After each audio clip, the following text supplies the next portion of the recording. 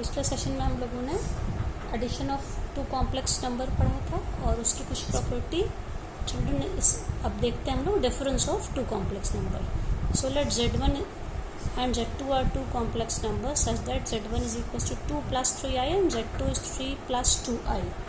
So difference of two complex number, that is z1 minus z2, can be expressed as z1 plus minus z2.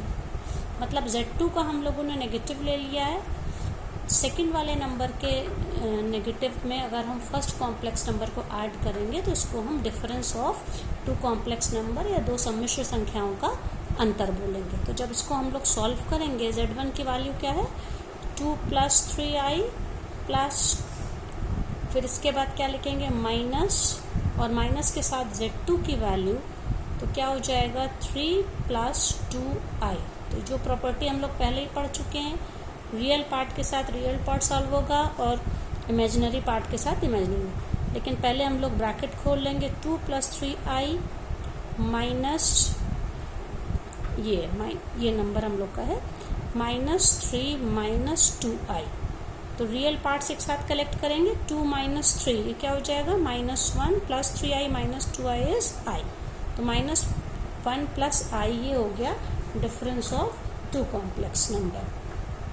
अब next हम लोगों का है multiplication of two complex number. तो इसमें देखिए बच्चों, ये जो मल्टीप्लिकेशन होता है, अगर एक कॉम्प्लेक्स नंबर है z1 a plus I B और दूसरा कॉम्प्लेक्स नंबर है z2 that is c plus I D, तो मल्टीप्लिकेशन z1 z2 इसको हम कैसे डिफाइन कर सकते हैं. z1 z2 जब हम सॉल्व करेंगे तो हमें क्या मिलेगा, रियल पार्ट होगा AC माइनस BD. अब आप देखिए AC क्या है, इन दोनों के रियल पार्ट्स का प्रोडक्ट और इनके इमेजिनरी पार्ट का प्रोडक्ट और बीच में माइनस का साइन. तो AC माइनस BD ये इसका रियल पार्ट हो गया और इमेजिनरी पार्ट में क्या आ जाएगा AD प्लस BC. इसको हम लोग एक एग्जाम्पल से देख सकते हैं, जैसे 3 plus 5i या i5. एक कॉम्प्लेक्स नंबर है, दूसरा है 2 plus i6. तो देखिए ABCD ये चार नंबर्स हैं, तो इसका प्रोडक्ट क्या हो जाएगा AC means 3 into 2 minus 5 into 6 ये हो गया. और इसके बाद माइनस प्लस आई के साथ हम लोग को क्या लेना है AD means first and fourth 3 into 6 plus 5 into 2. तो ये overall value 3 to 6 plus 6 minus 30 तो ये -24 और ये क्या हो जाएगा 3 6 18 प्लस 10 दैट इज 28i. तो ये तो ये फार्मूले से किया है, और आप अगर फार्मूले से ना भी करें, इसी क्वेश्चन को हम लोग बिना फार्मूले के भी कर सकते हैं. फॉर एग्जाम्पल z1 क्या था a प्लस आई बी और z2 हम लोग का था c प्लस आई डी. ठीक है, तो z1 z2 का क्या मतलब है, z1 z2 is equal to, हम इनकी वैल्यूज ले लेते हैं. अच्छा, a यहाँ पे जैसे हम लोगों ने a प्लस आई बी हम लोगों ने फर्स्ट नंबर ले लिया 3 plus 5i और दूसरा c प्लस आई डी की जगह पे हम लोग क्या ले लेते हैं 2 plus 6i. तो जैसे हम लोग अलजेब्रा में टू पॉलिनोमियल्स का मल्टीप्लिकेशन करते हैं, हम लोग वही काम कर सकते हैं. आप देखिए 3 into 2 6 3 into 6i 3 6 18i. फिर इसके बाद अब 5i से इन दोनों का मल्टीप्लिकेशन करेंगे 5i into 2 that is 10i और 5i into 6i 5i into 6i 5 6 30i square. तो ये क्या हो जाएगा, आप देखिए 6 प्लस 18i और 10i मिलके कितने हो गए 26i. और ये i स्क्वायर, ये जब मैंने कॉम्प्लेक्स नंबर के शुरू में ही बताया था बच्चों, i स्क्वायर होता है -1.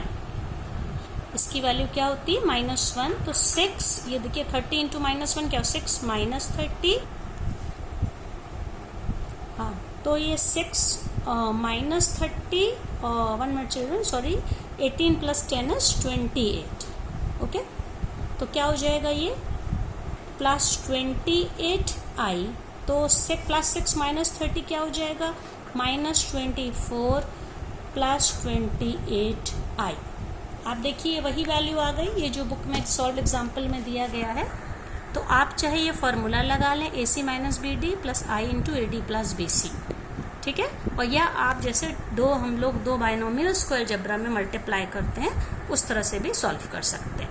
सो this is the product of two complex number. Now we have some properties related to the multiplication of complex number, in which the first property is closure law, जिसको हिंदी में क्या कहते हैं, निरसन नियम, जो कि ये एडिशन में भी पढ़ा था कि अगर दो कॉम्प्लेक्स नंबर Z1 Z2 हैं तो उसका प्रोडक्ट भी एक कॉम्प्लेक्स नंबर होगा। और ये देखिए एग्जाम्पल में क्लियर है, यहाँ पे एक कॉम्प्लेक्स नंबर Z1 दूसरा कॉम्प्लेक्स नंबर Z2, इनको मल्टीप्लाई किया तो हमें जो आंसर मिला दैट इज -24 प्लस 28i, ये भी एक कॉम्प्लेक्स नंबर है। Second property, Z1 Z2 is same as Z2 Z1। अगर हम दो कॉम्प्लेक्स नंबर्स के ऑर्डर को चेंज कर दें, मल्टीप्लाई करें, तब भी हमें वही आंसर मिले। थर्ड है एसोसिएटिव लॉ। एसोसिएटिव लॉ का मतलब यहाँ पे ब्रैकेट्स हमेशा यूज होता है, एडिशन में भी हम लोगों ने पढ़ा था। वही काम मल्टीप्लिकेशन में, अगर तीन कॉम्प्लेक्स नंबर्स को हमको मल्टीप्लाई करना है तो फर्स्ट 2 को मल्टीप्लाई करके उसके आंसर को थर्ड से करें, या सेकेंड और थर्ड को करके फिर उसके आंसर को हम लोग फर्स्ट से करें, हमें सेम आंसर मिलेगा। हम इसको एग्जाम्पल लेके भी सॉल्व कर सकते हैं, ठीक है। अब अभी मैं इसको एग्जाम्पल लेके करती हूँ। पहले आप देखिए, आप एग्जिस्टेंस ऑफ मल्टीप्लिकेटिव आइडेंटिटी, ये क्या होता है, जैसे हम लोगों ने एडिटिव आइडेंटिटी पढ़ी थी, 0 प्लस i इंटू 0 था। इसी तरह से एक ऐसा कॉम्प्लेक्स नंबर एग्जिस्ट करता है जो किसी भी कॉम्प्लेक्स नंबर को मल्टीप्लाई करने से उसकी वैल्यू को अनचेंज रखता, उसकी वैल्यू में चेंज नहीं होता, and that number multiplicative identity is 1 plus i into 0। तो ओवरऑल वैल्यू उसकी क्या हो जाएगी, देखिए 1, क्योंकि i इंटू 0 1। अगर आपको याद होगा एडिटिव आइडेंटिटी क्या थी कॉम्प्लेक्स नंबर की, एग्जिस्टेंट ये था 0 प्लस i 0। तो ओवरऑल वैल्यू ये 0 थी, लेकिन मल्टीप्लिकेटिव आइडेंटिटी में ये क्या हो गया है, 1 plus i into 0 that is 1। तो इसको हम लोग मल्टीप्लिकेटिव आइडेंटिटी कहते हैं, such that when it is multiplied to any complex number the value remains unchanged. अब इसके बाद है the existence of multiplicative inverse. For every non zero complex number, किसी भी non zero complex number z is equal to a plus IB के लिए, a plus IB लिखें, a plus BI लिखें, एक ऐसा कॉम्प्लेक्स नंबर एग्जिस्ट करता है जिसको कि हम लोग 1/z या z इनवर्स कहते हैं, कि उसको जब हम लोग 1/z को z से मल्टीप्लाई करते हैं तो इसकी वैल्यू क्या आती है, 1। और ये 1/z कैसे निकलता है, अगर a plus IB complex number है तो 1/z की वैल्यू, एक तो इसके रियल और इमेजिनरी पार्ट्स को हम लोग स्क्वायर करके ऐड कर लें, तो ये तो डिनोमिनेटर बन जाता है, a/a square plus b square, ये इसका रियल पार्ट है, और minus b/a square plus b square, ये इसका इमेजिनरी पार्ट। इसको मैं एक एग्जाम्पल से दिखाती हूँ। जैसे मान लीजिए मैंने z इज इक्वल टू लिया है 2 प्लस 3i, तो अब हमें 1/z या z इनवर्स निकालना है। तो 1/z या z इनवर्स का फॉर्मूला क्या था, अगर a प्लस IB कोई कॉम्प्लेक्स नंबर है तो 1/z, अभी जैसा मैंने फॉर्मूले में बताया था, क्या था, a square plus b square plus i into minus b/a square plus b square. इसी फॉर्मूले को यहाँ पे यूज करेंगे।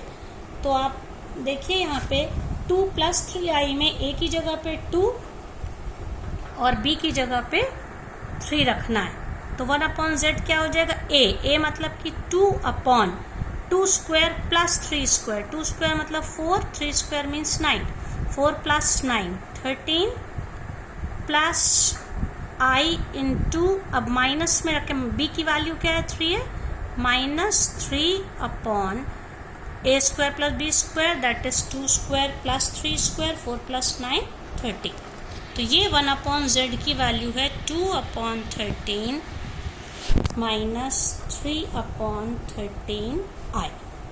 और हम इसको चेक कर सकते हैं बच्चों, अगर हम इसको z से ये 1/z हमारा था, तो अगर हम मल्टीप्लाई करें अब इसको, हम चेक z इंटू 1/z, तो ये क्या आएगा आप देखिए, z क्या था हमारा 2 + 3i, और ये क्या था, ये वाली वैल्यू 2/13 माइनस 3/13i ये था, क्योंकि ये इसका मल्टीप्लिकेटिव इनवर्स है।